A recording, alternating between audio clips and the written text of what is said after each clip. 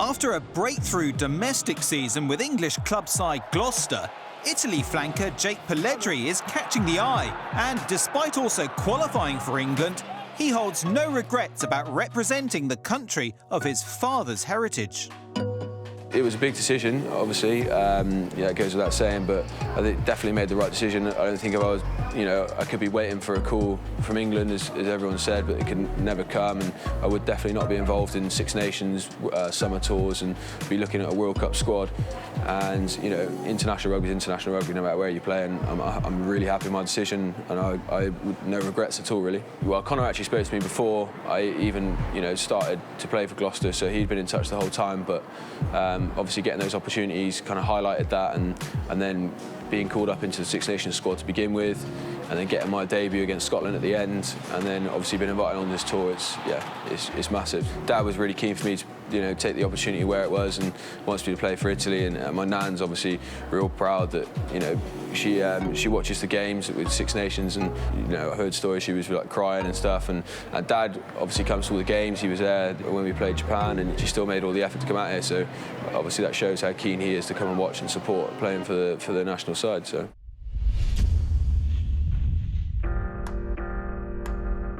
Personally, my biggest one would be Dad, taking me everywhere, showing me the ins and outs, and properly, introducing rugby, and taking me everywhere. And he'd love it if he knew I was mentioning him now, but he's, something like 450 caps, so he's done pretty well. I don't think I'll get anywhere near that many caps. I think I've seen one video of him, because he's that old. He used to play back in the days when he didn't video it. When you're playing rugby before you can drive, taking me everywhere to all the games, trials, county, all that kind of stuff, and he has a lot of experience telling me what to do, the ins and outs, how to cheat, those little small details, and then the rest you kind of just pick up as you're playing it yourself. My grandmother, who's still with us, and my granddad, who's not, she's born in Italy, and she came over after the war.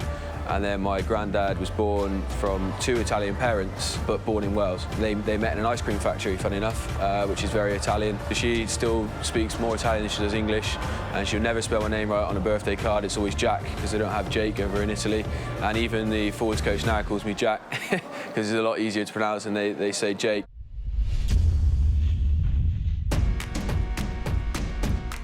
Play also in the World Cup under 20s that was in Italy.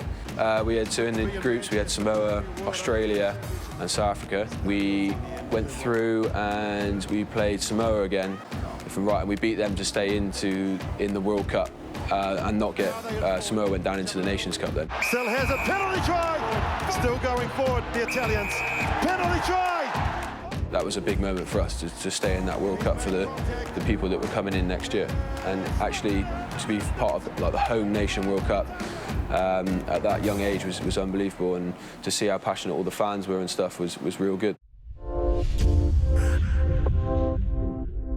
First of all, we've got to start winning the games, and getting a couple of wins under our belt. But we'll be looking to November to get a few wins, and we're playing against some real good sides in November.